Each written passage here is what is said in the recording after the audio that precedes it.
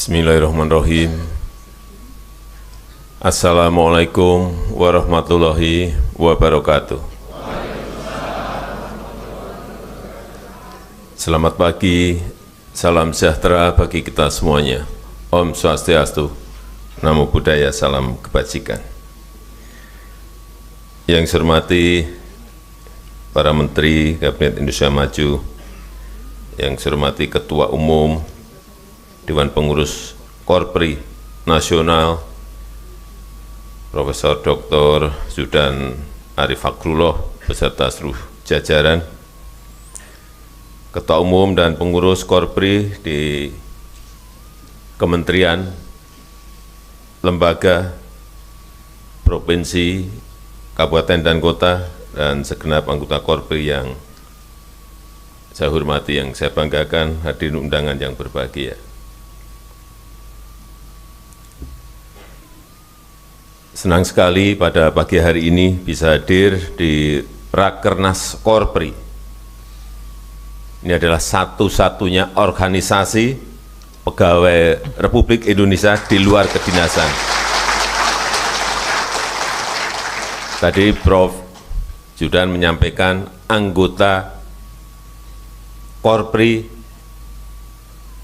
sudah mencapai 4,4 juta. Ini jumlah yang sangat besar dan juga menjadi kekuatan besar penentu kemajuan bangsa.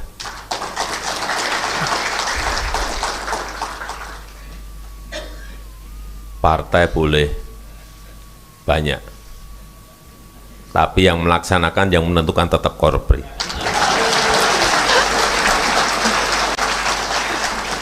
Karena yang menjalankan apapun yang ada di pemerintahan itu Korpri. Jadi ibarat kendaraan, birokrasi ini mesinnya. Mesin, betapa sangat pentingnya. Birokrasi itu mesinnya. Dan kita membutuhkan mesin dengan tenaga yang kuat.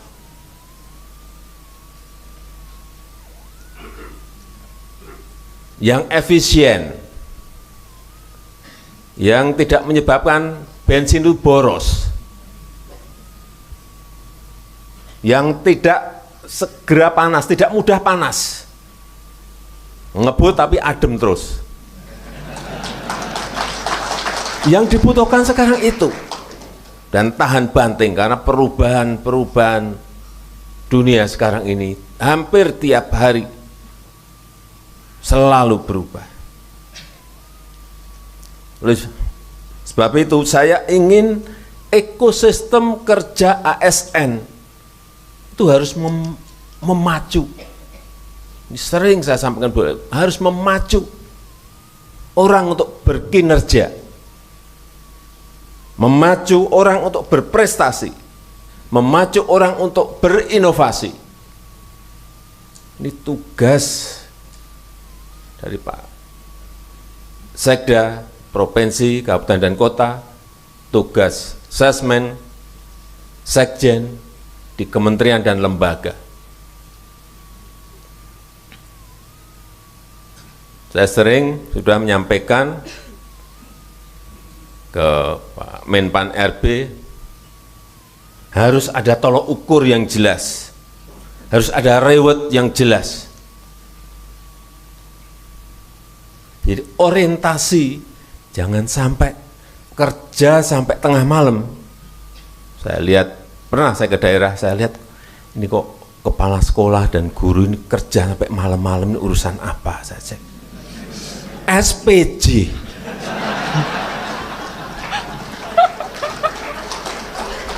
Itu memang Bukan urusan menyiapkan, merencanakan kegiatan belajar mengajar, tapi urusannya SPJ.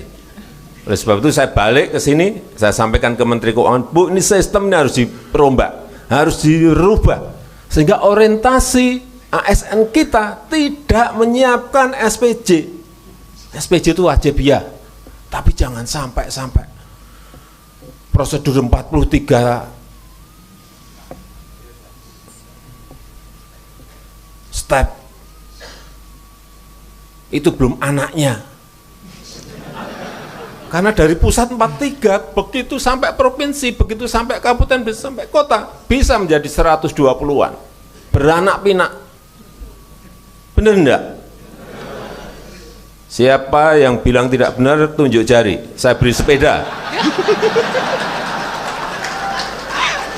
Karena kenyataannya seperti itu. Kenyataannya seperti itu. Ada sebuah sistem kita ini yang enggak benar. Mestinya birokrasi kita ini mestinya urusannya urusan yang penting, karena memang ini adalah mesin. Apa yang penting itu? Di setiap provinsi, kabupaten dan kota dan nasional. Pertama, pertumbuhan ekonomi.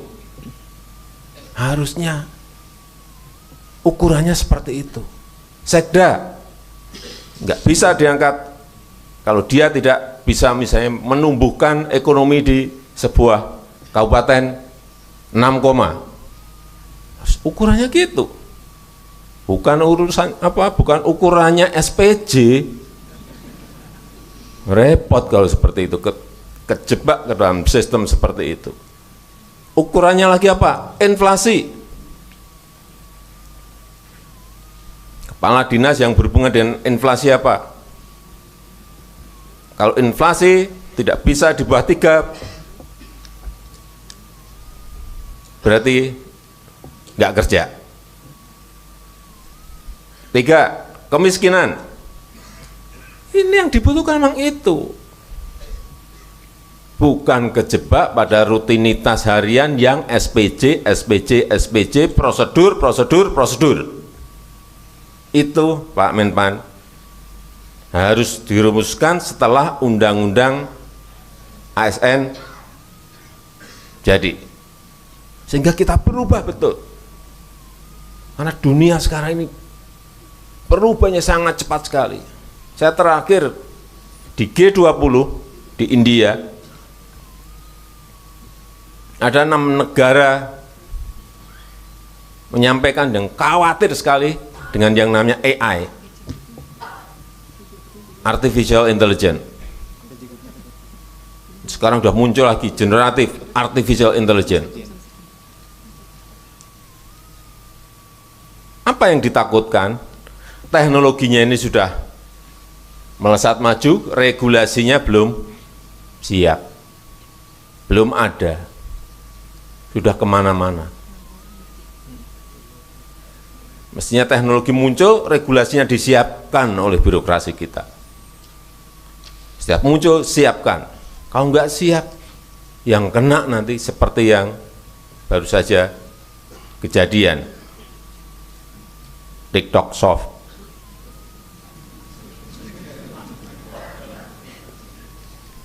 Bisa mengenai UKM kita, UMKM kita, mengenai pasar-pasar tradisional kita. Hati-hati, e-commerce ini hati-hati.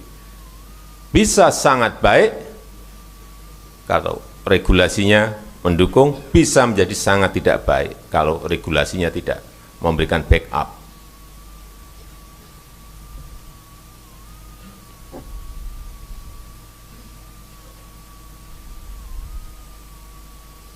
Itu mestinya tugas-tugas besar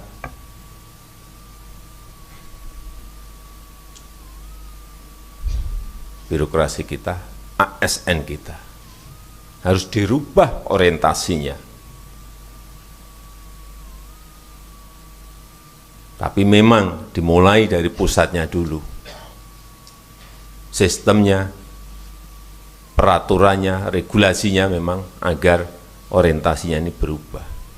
Karena kalau tidak, seperti tadi disampaikan oleh Bapak Ketua Umum, kita akan terjebak nantinya pada jebakan negara berpendapatan menengah, middle income trap, seperti yang kejadian itu di Amerika Latin.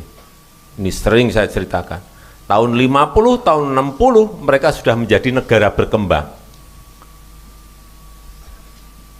tapi 50-60 tahun kemudian juga tetap menjadi negara berkembang. Sampai sekarang tetap menjadi negara berkembang. Padahal saat itu mereka diberi peluang untuk melompat menjadi negara maju. Saya lihat, saya pelajari kenapa.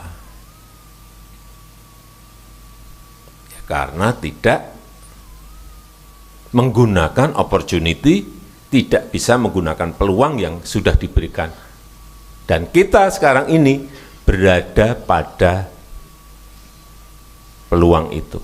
Jadi 3 kepemimpinan nasional di tahun 2024, tahun 2029, tahun 2034 itu sangat menentukan sekali Indonesia bisa melompat menjadi negara maju atau tidak maju, atau terjebak pada middle income trap.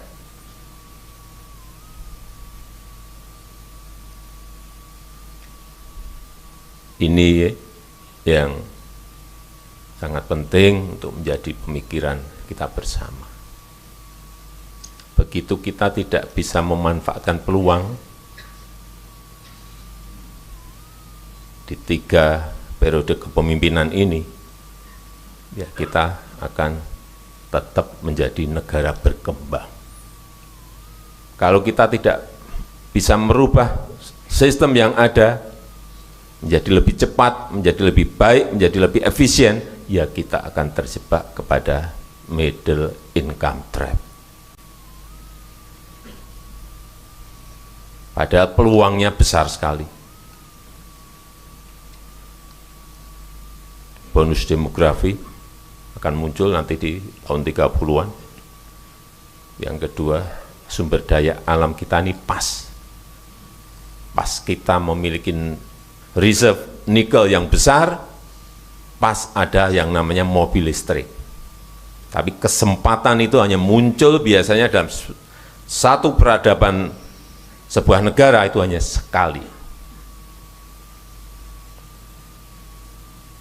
Dan disampaikan kepada saya dari World Bank, dari OECD, dari IMF, dari McKinsey, semuanya menyampaikan, Presiden Jokowi, hati-hati, Indonesia memiliki peluang besar untuk melompat.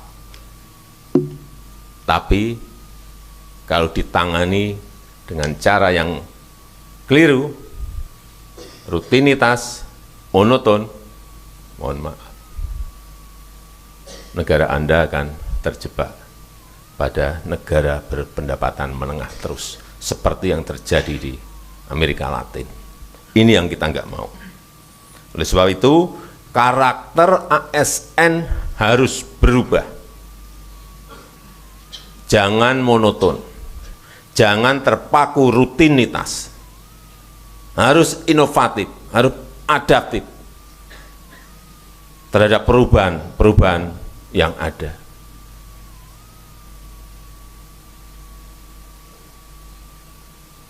Regulasi, baik itu undang-undang, permen, perda, nanti ada peraturan dinas, ada peraturan menteri, ada peraturan dirjen, itu kurangi. Karena sekarang ini butuh fleksibilitas yang tinggi, butuh kelincahan kita itu. Karena perubahannya berubah-ubah akan sangat cepat sekali. Dan juga ASN yang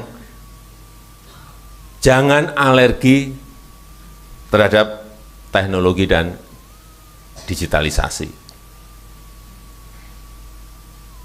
Sangat penting. Tidak bisa kita cegah lagi. Mengejarnya harus lewat teknologi dan digitalisasi. Karakter itu yang menurut saya harus terus disampaikan kepada seluruh anggota Korpri. Kemudian kolaborasi, ini yang saya lihat, saya menghandle kementerian-kementerian masih ego sektoral. Ini jalan sendiri, ketemu Nadiman nggak jelas. Itu yang berusaha selama 9 tahun saya handle agar mereka satu tujuan. Ini mendukung ini, tujuannya satu.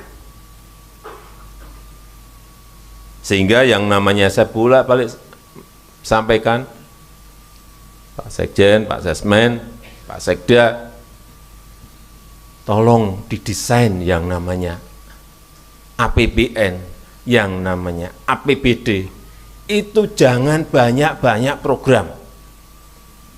Anggaran jangan diecer-ecer ke dinas-dinas.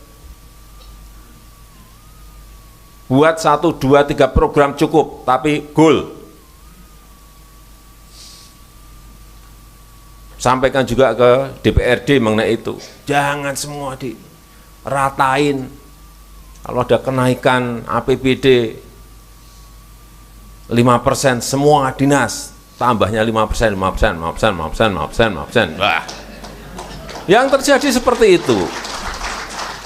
Saya mengalami karena saya pernah jadi wali kota 2 kali, pernah jadi gubernur, pernah jadi presiden 2 kali. Nggak ada di Indonesia seperti itu.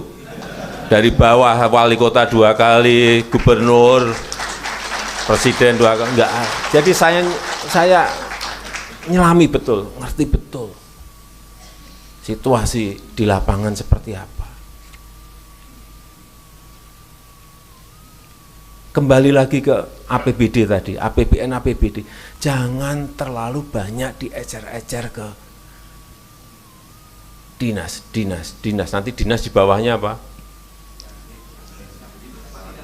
Sekarang karena berubah-ubah terus saya sudah. Apa kabit, nanti ke kabak, ke kasih misalnya.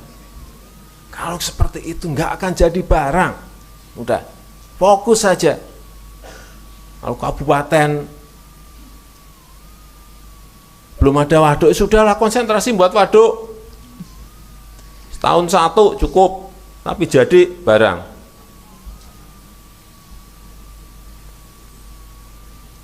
Atau buat embung, nggak apa-apa, 10 embung tapi jadi barang. Tidak semua diratain, semua dinas tambahan anggarannya sama 5%, ada kenaikan anggaran semuanya 5%. Ada prioritas dong. Mana yang harus didahulukan? Mana yang menjadi skala prioritas kita?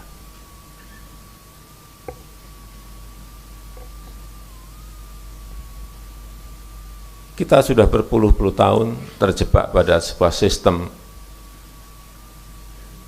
prosedur yang rumit dan berbelit-belit, itu juga karena aturan banyak sekali. Saya pernah mencabut 3.300 perda. Jangan tepuk tangan dulu. Cabut, udah. Sampaikan ke Mendagri, cabut. Ya Pak, kita cabut. Lewat kajian, lewat kalkulasi cabut. Tidak ada 3 bulan digugat di mahkamah. Kalah. Udah setelah itu saya udah nggak usah. Nah ya cabut lagi, nanti kalah lagi gimana udah. Itu sistem yang memang harus kita perbaiki. Karena yang namanya perda itu akan juga mengatur birokrasi pemerintahan di provinsi, kabupaten, dan kota. Yang kedua, saya ingin titip mengenai percepatan realisasi belanja produk dalam negeri. Hati-hati mengenai ini. Jangan sampai uang pendapatan yang kita kumpulkan dari pajak, dari restribusi, dari penerimaan negara bukan pajak, dari royalti, dari dividen di BUMN, dari biaya ekspor, dari PPN, PPH badan, PPH karyawan, dikumpulkan, sangat sulit mengumpulkan itu.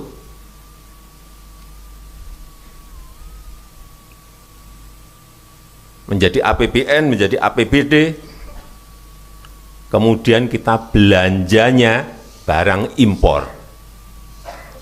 Bodoh sekali kita.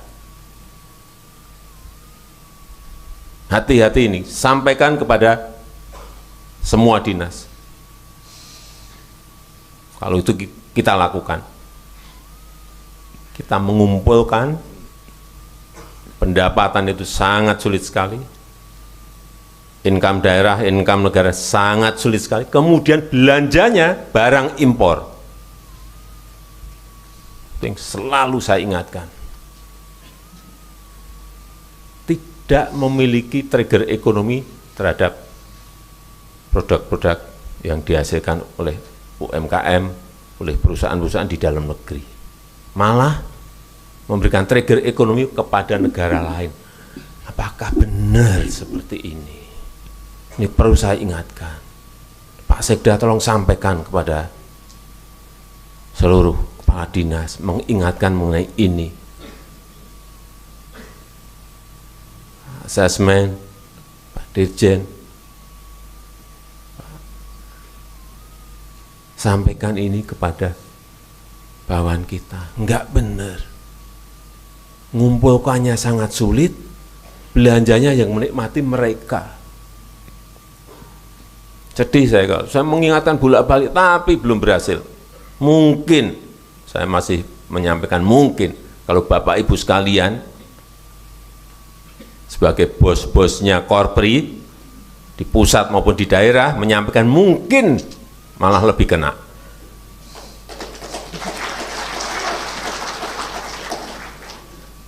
Karena ini tadi pagi saya cek karena data selalu sarapan pagi saya itu data. Realisasi belanja produk dalam negeri APBN itu baru 69%. 69%. APBD lebih rendah lagi 56%. Nggak tahu yang dibeli ini apa, kok baru 56%. Realisasi belanja produk dalam negeri kita pantau terus, sekarang ini udah gampang sekali dengan adanya digital ini. BUMN 46%. Gimana kita mau menggerakkan UMKM kita, akan menggerakkan ekonomi kita kalau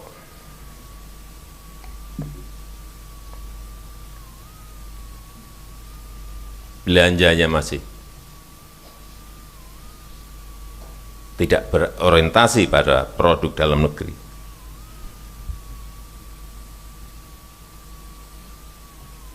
Yang terakhir mengenai IKN yang berkaitan dengan perpindahan. Artinya Bapak Ibu sekalian,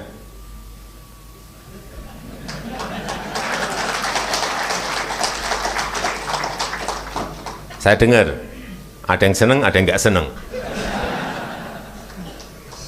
Tapi ingat, Bapak Ibu sudah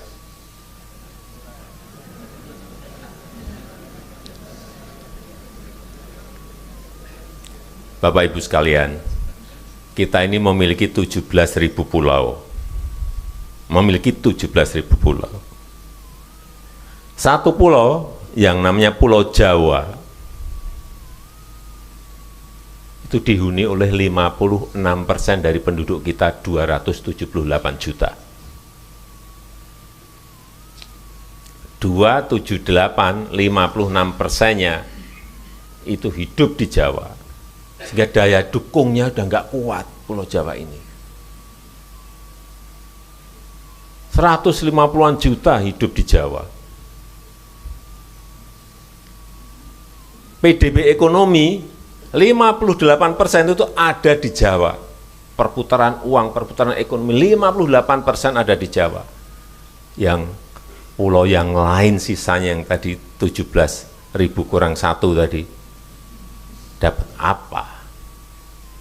Ini yang sering saya sampaikan, kita butuh Indonesia sentris, bukan Jawa sentris.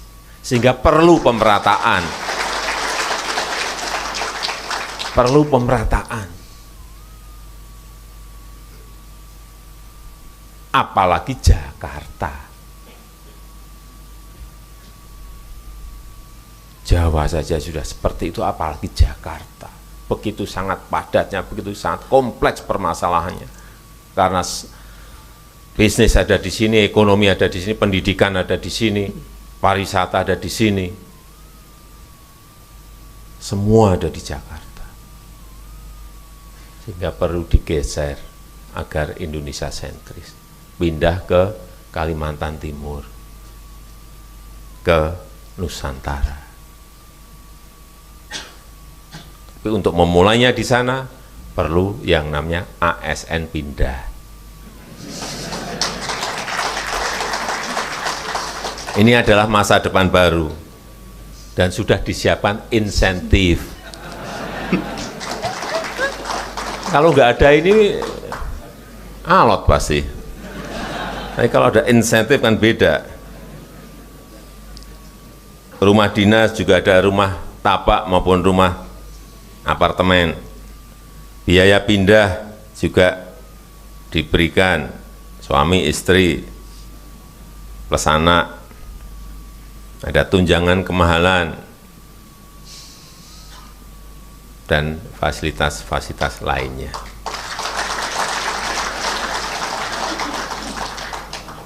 Memang butuh jiwa pionir.